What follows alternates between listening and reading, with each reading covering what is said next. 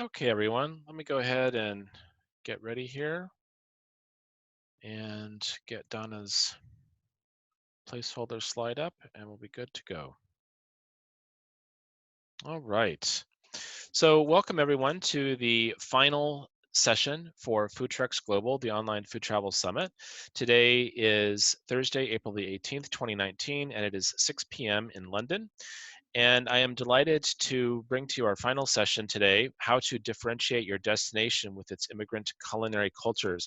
Very interesting topic and something that I think is very timely today, especially in these bigger cities where all big cities have big immigrant influences, and even smaller cities do as well.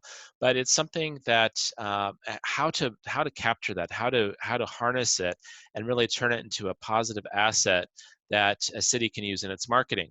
And I was delighted to be introduced to Donna Keren, who is the Executive Vice President for Research and Analysis at NYC and Company in New York. And really excited to hear what Donna has to say. Donna, I know you've had that role. You've been working for NYC and Company for a while, and you really know your stuff. So I'm really excited to hear what you have to say, and I'm sure everyone else is as well. So I'm going to go ahead and stop my video. And Donna, do you know how to share your screen and unmute yourself? Let me see, I can unmute you here. There, I've unmuted you now, Donna. Okay, I'm not sure I do know how to share. Let's see, share.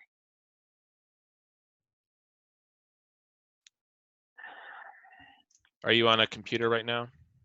I am. Okay, so mouse over the Zoom control panel and you should see a green share button. Yeah, I've got something now that says join audio, share, invite others. No, you just want the share button. It's in the middle of the Zoom panel. Mm-hmm. And you click on share, and then it will ask you which screen you want to share, and I just typically choose all screens.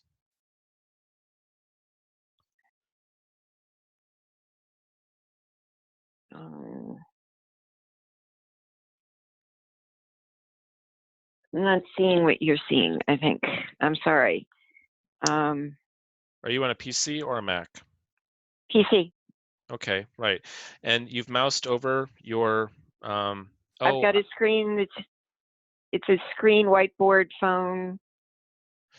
I know, because I think because you've called in and Yeah. so you're in the video, but you've called in, so I think that's the confusion. I think Zoom is confused with you. All right. So can you pull it up, or? Is it the same presentation that you sent me? Exactly. Yeah, let me just pull that up, make it easier for everyone. Just a moment, people, while we get this up for you. And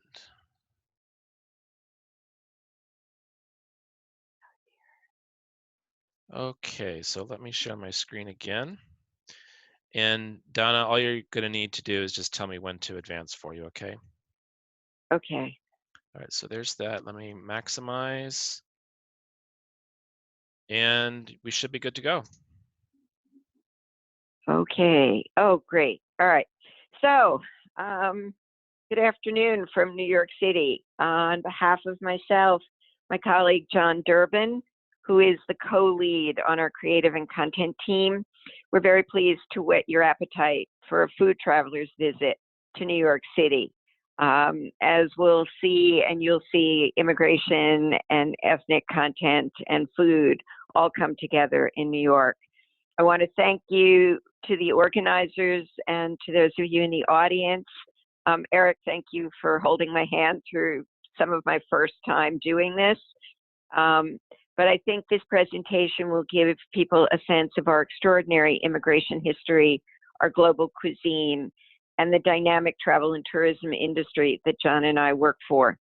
Before I go forward, I also need to thank my colleagues at NYC and Company, whose extraordinary efforts in marketing, research, image making, and storytelling you're going to witness in my presentation today.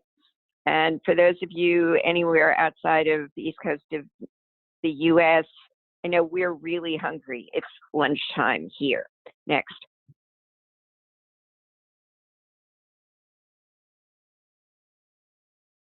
Can you hear me? Yes, sorry, Donna. I Oh, we're good now. We're good. we'll coordinate. There we I'm go. sorry. I actually am not in New York City. I'm at a business meeting offsite, so technically a little limited. No worries. So first, a few words about NYC and Company. It's the city's official destination marketing organization. We're membership-based with almost 2,000 different companies in all 5 boroughs, with the key verticals of the travel and tourism world: hotels, restaurants, museums, and cultural organizations, the tourist attractions, transportation, retail, and business services. Last year, the city welcomed over 65 million visitors, 13.6 million international travelers, and over 51 million domestic visitors. It was our 9th consecutive year of growth and record performances. Collectively, they spend about $45 billion in the city. 20% of that, about $9 billion, is actually on food and dining expenses. The total economic impact of the city sector is $68 billion. So it is a dynamic and important engine of job creation. In the next slide, you'll start to see how we begin to test and sell this continual growth. So John and I decided that we would start with 3 simple questions. First, we need to define, or at least demarcate, what we consider the food culture in New York City. Second, how do people talk about it? Where do they talk about it? And most importantly, how do they take part in what is our food culture? And finally, to back in on what really are our jobs at the DMO, how do we tell the stories of the city's diverse food culture to attract visitors and encourage engagement with the full scope of the city's neighborhoods, and in so doing, support jobs in big and small establishments? Over the past 3 years, our global marketing efforts have focused on expressing 2 things: the diversity of the city and the full-on welcome to those who visit. We released our latest welcome video just last month at the annual meeting. And to prove the point that pictures are worth more than words, I'm going to ask Eric to play the video. Okay, is that just the next slide, Donna? Yes, it is. It should automate. It is.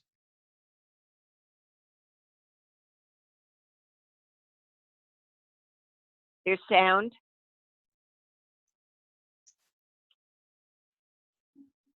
Oh, heaven.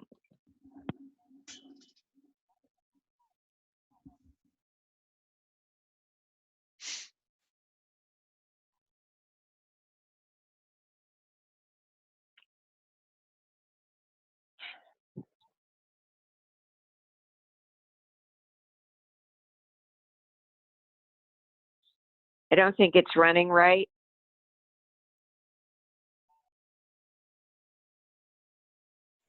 What's happening, Donna? It seems to be working okay for me. You said it wasn't working right? Are they seeing it? No, I'm not getting sound.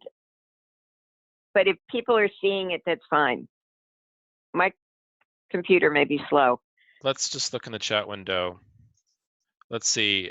Jane, were you hearing sound and video for that?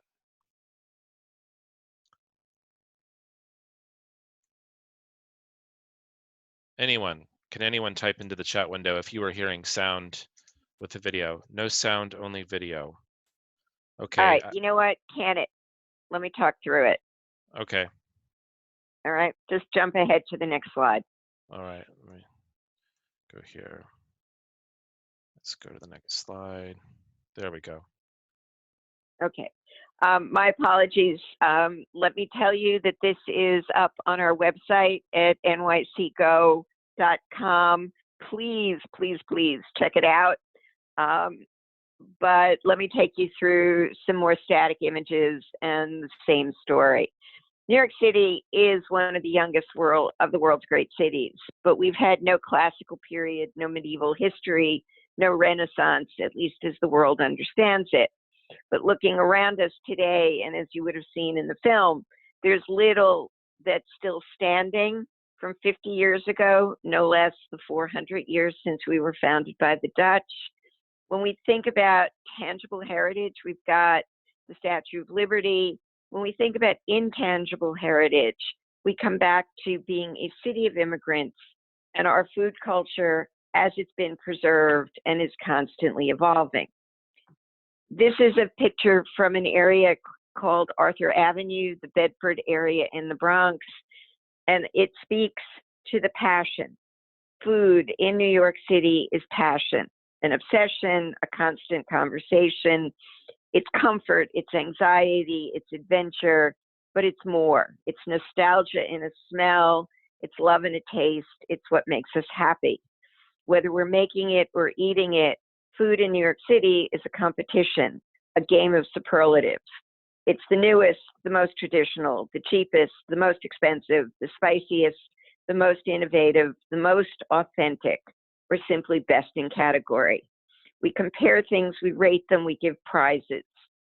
In a city with almost 9 million inhabitants, several million everyday commuters, and 65 million annual visitors, the food we make and serve is a major economic engine. But it goes beyond the basic necessities of survival or even the pleasures of a good meal. Our culinary culture is part of the identity of the city. We basically would argue it's our brand essence, it's our DNA. And most of all, it's an experience that involves the 5 senses. It can only happen in real time and in a specific place. The link between the person and the experience means it's in constant play when we talk about destination marketing. So let me begin with one view of that experience. Next.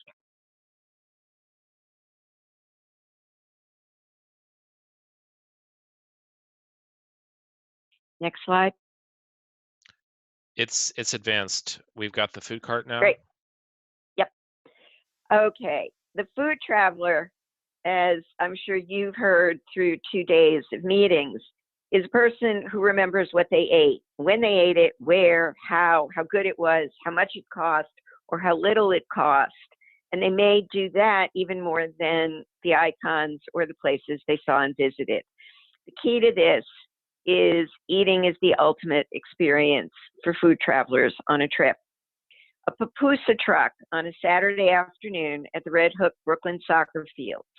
From a weekend necessity that fed the amateur games among Central American communities in Brooklyn, this is now a tourist destination. Not only Salvadoran immigrants have arrived, their food crossed the border with them. This is especially important as we tend to think about and talk about travel in terms of Instagram moments or virtual connections.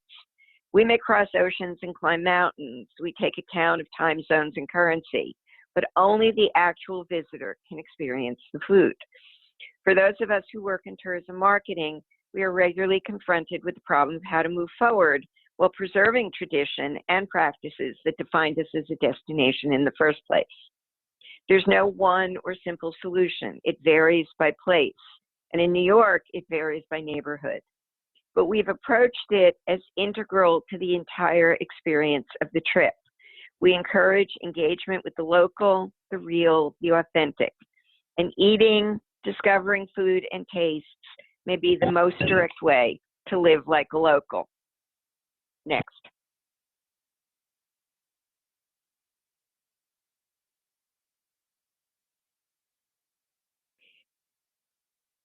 In the ways that are very different from many of my favorite food cities around the world, the true culinary patrimony of New York is this unequaled mix of global traditions, some of them 400 years old, others new arrivals. I want to start with what we consider essentials, the things you're most likely to think of first, and without these, New York wouldn't have a culinary culture. I'm starting here with a picture from Brooklyn looking back at Manhattan, but most importantly, taking in our East River waterfront. We were founded as a port city, a trading and commercial center, and so seafood has always been a part of our history. Next.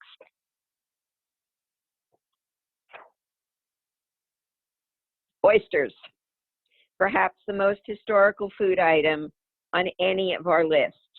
The oyster beds of Pearl Street in Lower Manhattan, so named by the Dutch because it was the old high tide mark, is not, as you see it, actually here. That's Pearl Street at the annual Oyster Fest, which is now crammed between two landmark buildings from the 1800s. Oysters fed the Lenape before the Dutch arrived, served as food, currency, and even building materials. And much of the landfill of ever-expanding Lower Manhattan is actually built on the millions of discarded oyster shells. For almost 300 years, the Port of New York was the most important producer of oysters in the world. People ate them raw, in vinegar, cooked, fried, in soups, sandwiches, and casseroles. They ate them for breakfast, lunch, and dinner. There were specialized restaurants where you ate them on the street. Today, one of the most famous and visited bars in New York City is in the cellar of Grand Central Terminal. It's the Oyster Bar. They sell more than 5 million oysters a year. And in a return to historic patterns, the city's passionate love affair with oysters is having a payoff, as the used shells today are being used to reseed the oyster beds along the river shoreline and help keep the river clean. Next. Okay, I know you were waiting for it, pizza.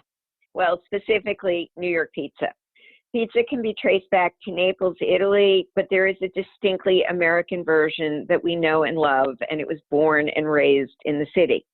In the late 1800s, the Neapolitan bakers came to New York and had to adapt their single portion, delicate, thin, hot-baked, wood-fired oven pizzas to the new coal or gas ovens in New York, which were drier and couldn't get as hot. The product they ultimately produced was crisper and actually grew into the larger multi-slice pies we take for granted today. My editorial colleagues have described it: plain slice, just that, thin, crisp, and soft at the same time. Sauce, basic, red, flavored with basil, cheese, mozzarella, and Parmesan. That's it. Perfect balance. The crust should be crisp, but flexible enough to fold, lengthwise, please. The cheese should ooze and pull away. And at least in New York, never ever with a knife and fork. If you can't make out the lettering on the sign on the shop window on the right side of the screen, it says Pizza at Home. It's a pizza self-sufficiency center. Means it's a school, a store, a cultural institution. It's still located at the crossroads of the old Jewish, Irish, Italian immigration, but it remains vibrant in a neighborhood now characterized by Hispanic and Chinese families. Everybody needs to know how to make pizza. Lunch. Next. According to a 2012 exhibit at the New York Public Library, New Yorkers virtually invented, or at least perfected, the idea of lunch.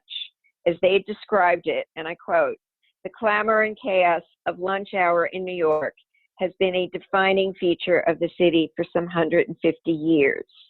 Quick lunch, lunch at home, power lunch. Lunch hour in New York City reveals how the city's pace and people have influenced where and what we eat. From kitchen tables to cafeterias, the changes in lunch reflect demographic shift, economic development, and the city's historic appetite for food. You have a pastrami sandwich, a burger, and a halal street cart, just to give you a sense of that.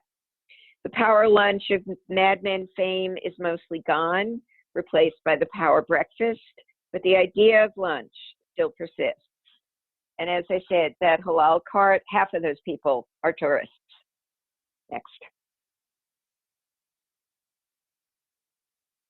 I've already started to give you a hint of this. Jewish food is New York's food.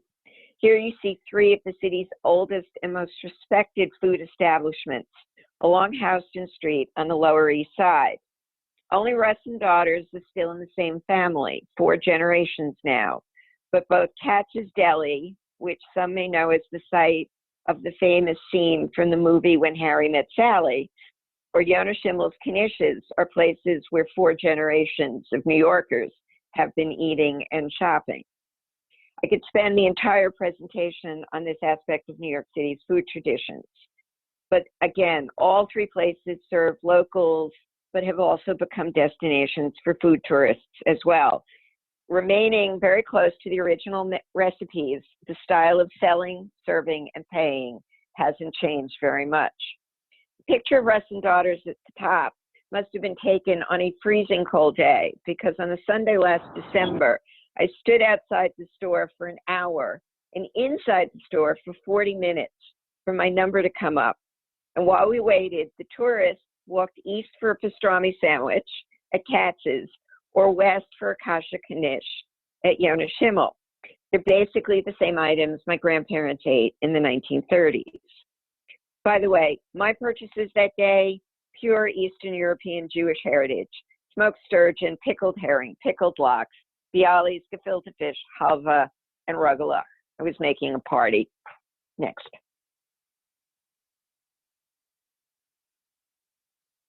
New York bagels are an essential part of that Jewish tradition, but they definitely deserve a place of their own. Today, they're synonymous with New York City. Ask any tourist standing on a line outside a bagel shop for their morning fix. They know, or they will soon. While the first mention of bagels apparently is from the 1600s in Krakow, Poland, no other food is so associated with New York City, and it has spread from the Lower East Side to the rest of the world. Writers have argued that by the 1990s, there was a sea change in American taste. The bagel has overtaken the donut. Today, as a country, we spend $750 million a year on bagels. When properly made, it is hand-rolled, not machine-made. It's boiled first in New York City tap water, and then it's baked. Another writer has said, pizza belongs to America, but the bagel was always the undisputed property of New York. All I can say is don't bother eating it anywhere else, and certainly not after you've tried one in New York. Next. It's not all old and traditional, at least not in the organic sense of having been born and grown up here. New immigrants add new foods all the time. In this case, two very traditional Mexican foods have been woven into the fiber of the New York City culinary repertoire. A paleta, a Mexican fruit pop. You can't buy these in the frozen food section, but you can buy them from a pop-up shop and a popular weekend food cart at markets and food halls. And the ingredients and flavors are still Mexican: tamarind, watermelon, papaya, cajeta, horchata. But for any place that has created a new word, la neoyorquina, the Mexican New York woman entrepreneur, there are fusion innovations as well, including such things as chocolate chip cookie dough. She's written a cookbook if you want to do it yourself. But even more authentic Mexican is the taco truck on the corner of 53rd and Broadway. I've lived in Mexico, worked in Mexico, cooked in Mexico, and I will attest to the authenticity of this truck's food. Inside this cart, which measures about 1.5 by 2 meters, you can taste a little bit of Guerrero, if not heaven. Next. But what is old is new again, and bringing our gastronomic heritages back to life or introducing it to a new home is at the heart of the spread and availability of immigrant foodways. Gefilte fish, handmade and sold in small fresh batches, or pickles, or the incubator known as Hot Bread Kitchen, which trains immigrant women to make and sell their traditional items, from lavash to tortillas and beyond. Next.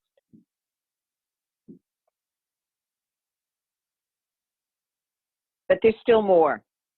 Here you have a Uruguayan entrepreneur who sells handmade empanadas, alfajores, and other Uruguayan specialties.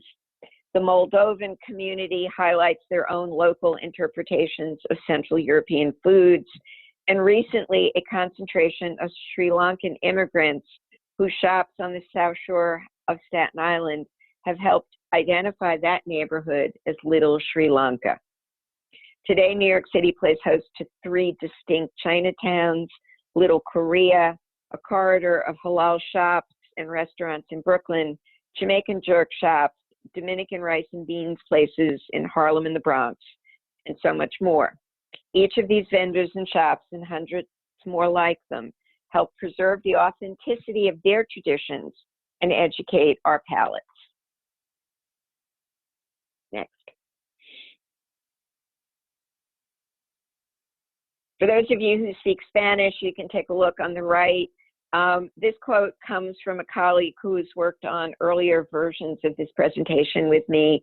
Rosina Barba-Stefano now works at Brand USA, but after we'd been doing this for about a year, she said to me, "Todos los caminos conducen a Roma, y todas las cocinas terminan en Nueva York." If you look at the next slide, it'll translate, all roads lead to Rome, but all cuisines lead to New York City. And as a kind of proof, this window signage from a Korean restaurant in Manhattan's Chinatown, highlighting that they have corn on the cob, using the Mexican word for corn, elote, is a fairly perfect example of what Rosina and I were talking about. Next.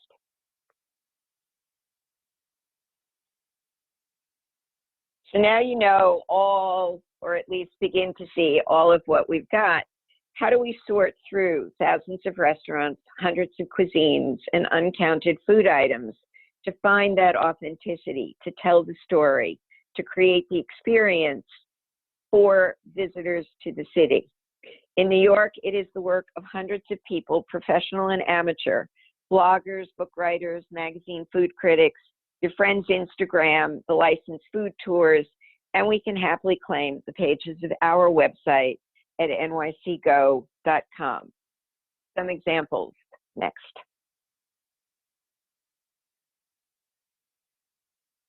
I pulled just 3 book covers, really a version of yesterday, today, and tomorrow.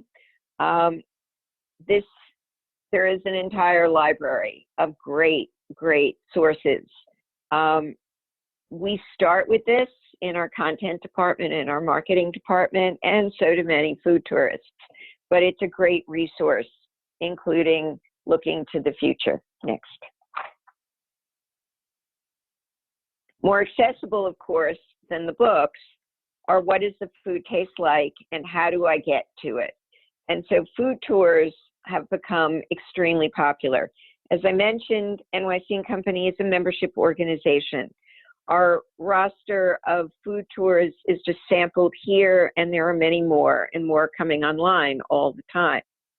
As a good ethnographer, I took my team on a food tour of Lower Manhattan last fall. We ate handmade Chinese dumplings, 5 for $1, standing in the street. We sampled Yonah Schimmel's knishes. We tried arancini, rice balls, at a cheese store in what used to be Little Italy, and we ended up at a craft brewery serving beer and ale that was made in Brooklyn. All of this without going above Houston Street. There were no numbered streets yet, if you understand New York. The rest of the small tour group that came with us that day were from Australia, the UK, and California. That's fairly typical. Next.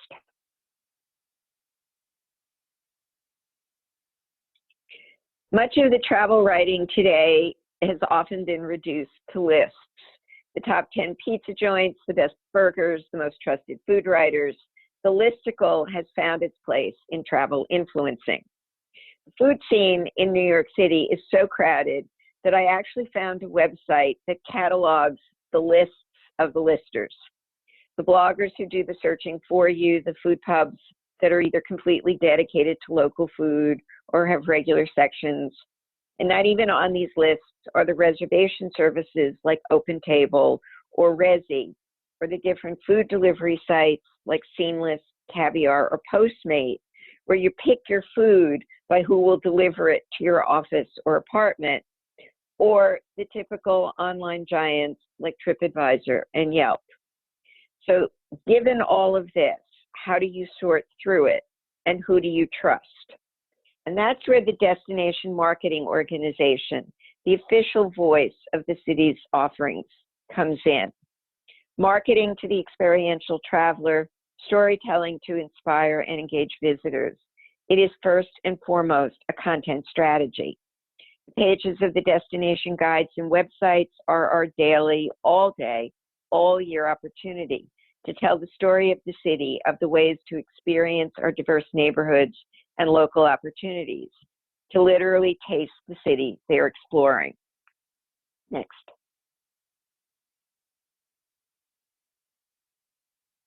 So as I said, one of the most powerful ways we reach the traveler directly is through our content strategies. As obviously one of the world's foremost culinary destinations, this is a challenge for us in what stories. There are more than 24,000 restaurants in terms of cuisines and experience, from Michelin-starred fine dining to local favorites and food trucks, dives, bodegas, and neighborhood secrets. As we explain in our dining vertical online, your eating choices in New York City are as limitless as your cravings. Want a 15-course tasting menu at the latest trend-setting restaurant, or a porterhouse for two at an old established steakhouse, or just a plate full of Chinese dumplings? The city has thousands of places featuring cuisines from around the world that have made their home in New York City. We promote and cover this culinary heritage and these offerings in hundreds of stories on the website that align with our overall strategy of creating travelers out of tourists, experiential visitors who will explore new places and come back again and again. Next. So what does it mean to be always on and always hungry, as John Durbin said to me when we were working? Through our digital channels and print media, we employ this always-on content strategy. Authenticity is our primary criterion, and our regular coverage is meant to inspire visitors to book travel to New York through the lens of food, or to help them navigate the city and its dining scene once they are here. We understand, of course, that as with most matters of taste, the definition of authenticity can be subject to personal interpretations. However, as we've seen or would have seen in the video, what makes an authentic New Yorker and our food is something we have come to call famous original. As you can see it here, our reach without paid advertising that's typical of destinations is strong and has actually been growing. Last year, our website saw 14.6 million unique visitors, and the food stories on the site are among the most popular second and third level clicks after they hit the landing page. Our social media footprint keeps growing, and I want to call out another significant number because it is a true showcase for all of our members, especially in the restaurant and food category. It's our in-house written and published visitor and trade guides. We publish and distribute more than 1 million visitor guides in 4 seasonal editions every year. Based on our reader surveys, these are read by almost 5 million people and shared with their notes with other people and family after the trip. Expanding beyond the passive consumption of content on the website, we've begun to work with travel partners to create interactive itineraries, chatbots, in-language translations, and are looking at the future of AI in terms of the food culture. So back to food next.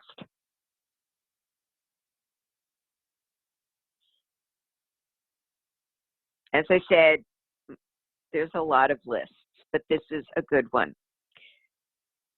One of the most popular stories on our website is something we wrote during our 2017-2018 global tourism campaign that was called 11 Foods Only New York City Does Right. It featured dishes that were either invented in New York City or popularized here. The list is on the right-hand side of the screen. The article went on to say, these 11 staple New York City foods, many of them were included in my list of essentials, are the ones you have to try when you're within city limits. While you can find the likes of, say, pizza or bagels anywhere, there's no substitute for the genuine article in the 5 boroughs. They are so good, they'll probably ruin you for any version you can find elsewhere. But if you make friends with a New Yorker, they might FedEx you the good stuff. This article goes into the history of many of these and how they became characteristic of the city and visitor attractions. Food tours will take you to places where you can try an egg cream, about halfway down on the list. This is a cold drink that contains no eggs or cream, but rather is made up of Fox's U-Bet chocolate syrup, milk, and seltzer in closely held secret proportions. Or there's the cronut, which was just invented by an expat French baker who has fried croissant dough and frosted it like a donut. And the lines outside his shop in Soho attest to its popularity. Virtually every item on this list can be traced back to a wave of immigration, especially in the 19th century, Italians, Jews, and Germans, or the more recent arrival of Middle East and Muslim communities that are the mainstay of halal street meat, aka gyros in local speak. And you may be wondering what BEC is. That's bacon, egg, and cheese on a roll to the uninitiated. Although I prefer mine on a toasted English muffin, we have actual restaurants dedicated to this breakfast sandwich that you can eat at any time. Next. So how do you eat the world in New York? By neighborhood by neighborhood. 40% of the city's population today is foreign born, speaking more than 100 different languages. Today's immigrant communities are mostly Caribbean, Mexican, Chinese, and African, and they live in most of the city's 236 named neighborhoods across 5 boroughs, although they can be concentrated in particular areas. If New York's foreign-born population were an independent city, it would be larger than the city of Chicago. The foreign-born residents in New York represent a global microcosm that's constantly changing, but making New York their home. And each wave of immigration has brought with it new foods, new words, new music, and new traditions. The leaders of the borough of Queens point out that they are the most diverse county in the U.S., and one where they celebrate global mashups pretty much every day. So on the left, you see the census map for our Department of City Planning. If you can spot a green spot, that's a park. The white areas are few and far between, that's low density. But New York City is a global city in every sense of the word. On the right, I highlighted one of the more recent immigrant waves, the growing Mexican community and where they're located, where they live, many of whom have arrived from the central Mexican states of Puebla and Guerrero. Next.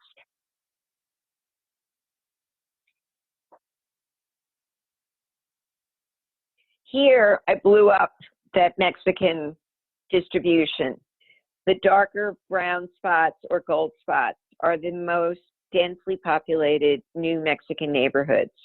And my red arrows, just in case you missed them, are the best neighborhoods to find Mexican food.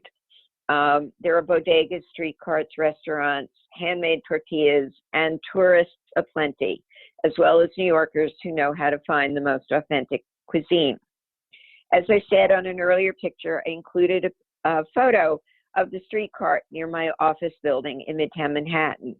The daily menu there includes very traditional items rarely found even in good Mexican restaurants in the city.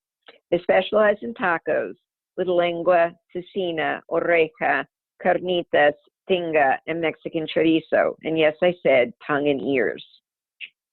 Ingredients and preparations you won't find in any typical Tex-Mex, Cal-Mex, or commercial establishment.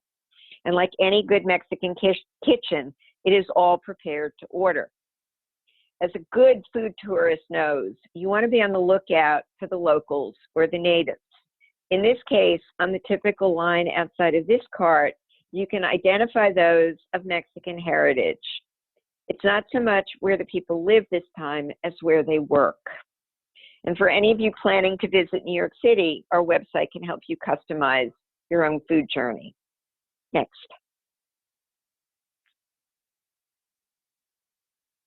Okay, from street cart back to restaurant. I said more than 24,000 restaurants and food service establishments. Most of them are open 7 days a week.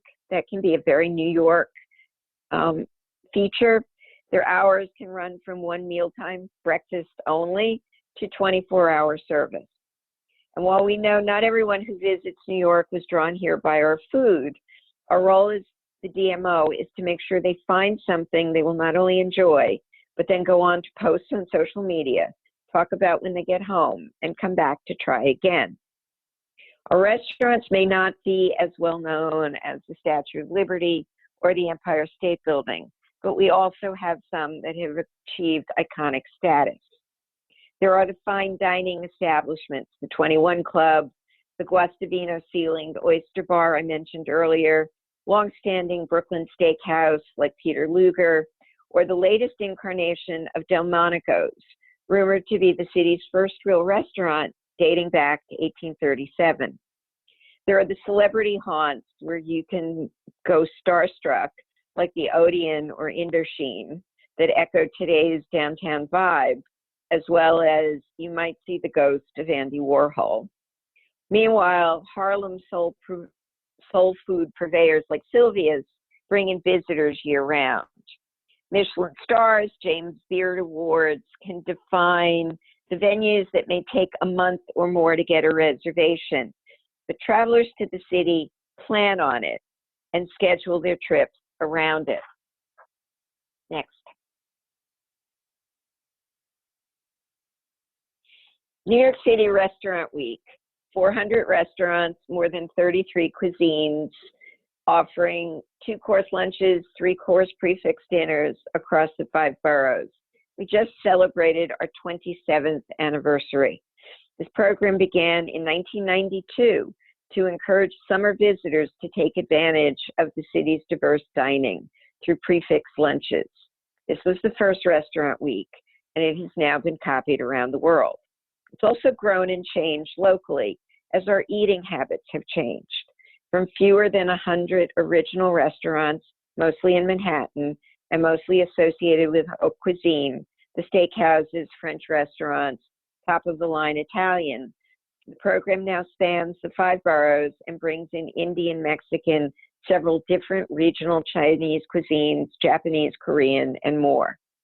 For the past decade, we've partnered with Open Table to make the reservation process seamless through our website. And we've been conducting market research with thousands of people each season who lunch, brunch, or dine on the program. Visitors to the city are able to take advantage of this, and we've been tracking a small but growing group that actually plan their trips around this. Next edition, July and August of this summer. Next.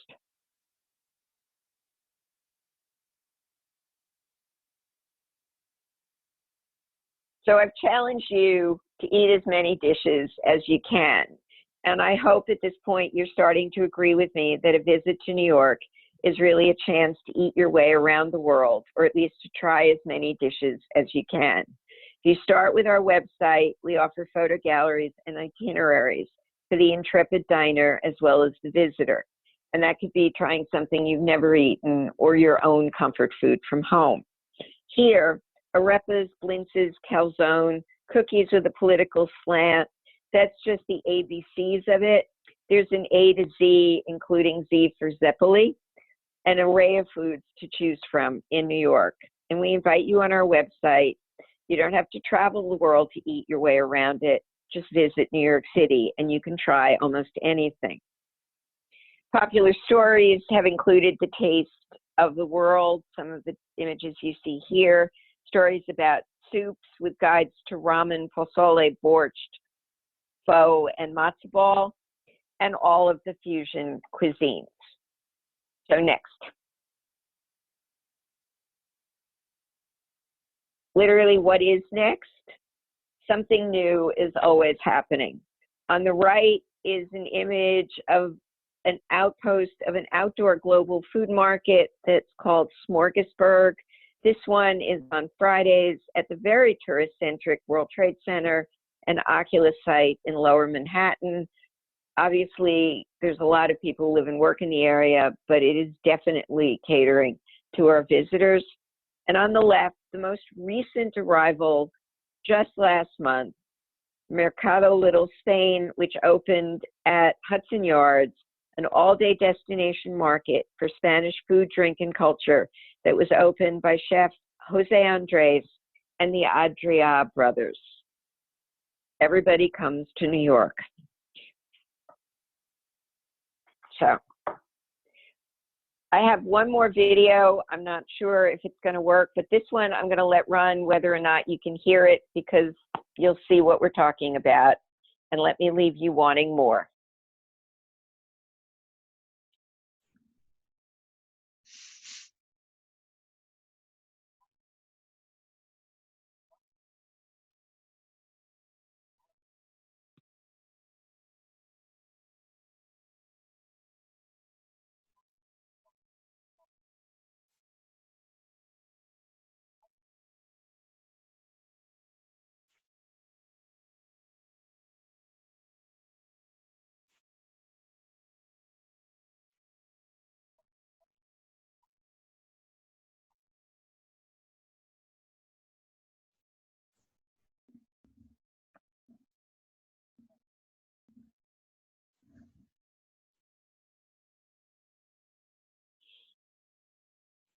Okay, is that it, Donna? That's it. I just want to wrap up and say I hope I've covered the points I promised. All roads, all cuisines is the definition, how we put it on the map, and how we use images, words, and stories to market the city and to market our content about food and culinary tourism. Lovely, thank you. Well, if anyone has any questions for Donna, please go ahead and type those into the chat window. I have a question or two, and we also don't have long, so I'll try to make it quick. My first question relates to New York has every culture in the world and every cuisine in the world, but other big cities as well have the same thing. So London, Toronto, San Francisco. So if New York could be considered or called a competitor of these cities or vice versa, how does New York continue to make itself unique compared with these other cities? So if someone's trying to decide to go either to Toronto or New York or London, how are they going to choose New York when it comes to food and drink? Sadly, our first video didn't show. Food is integral to our full story. There's culture, there's sightseeing, there's shopping, there's maybe you came to do business. And while we'll focus, and I did pull out some of the stories like how to eat a slice of pizza, what we're always encouraging people to do is look at the entire experience of New York, so that you don't just come in for a meal, or you don't just grab a bite in between your business meetings, but you make time in that trip to get on the subway and quickly get out to parts of Queens where, for the price of a subway ride, you can have the most authentic food. New York is very spread out, but it's also, as that map tended to indicate, very integrated in that sense. The neighborhoods abut each other, they're mixed within them. The food choices are not only if you travel to a Jamaican neighborhood in Brooklyn, those restaurants, food carts, and authentic choices are located throughout the business districts as well. So that's actually one of the things that we think is kind of different. It's a walking city, it's a public transportation city, it's a 24-hour, 7-day-a-week city. And so some of the limitations you find when you go somewhere else and restaurants close up at 10 o'clock, we're just getting started. Yeah, I would have to underscore that. Having lived in New York for 6 years myself, yeah, you don't go out until well, you go out to dinner at 10 and then you go out after that starting at midnight or 1 a.m. And it's true. It's what you do. And it's crazy. All right, last question for you. I noticed in the presentation there was a lot of things, lists of things, pictures of things, i.e., food and drink, but I didn't see a lot about storytelling. And I was wondering, is that important in your marketing mix for culinary tourism in New York, or do you take a different approach? No, it's extremely important. A lot of our web content would be static in a situation like this, and I risked it by putting in 2 videos, and you see neither of them worked. We tell those stories in local voice. Had the sound worked on that first video, those are all New Yorkers, and you would have heard several languages and about a dozen different New York accents. Okay. And you can actually get in a New York taxi cab, and that could be playing on the screen you're watching while you're riding in the taxi cab. So there's that piece. And I also didn't talk about the earned media piece. So our press teams, both locally and internationally, when there's a food festival, when there's something like this Mercado that just opened, that will be a news story that will go around the world. And the Adria brothers are El Bulli. You used to need to give your firstborn to try their food. Now it's in a food hall on the west side of Manhattan. That's a reason to come. And that story will percolate out now through the travel trade and earned media. So the stories are there. As I said, I encourage folks to check out our website.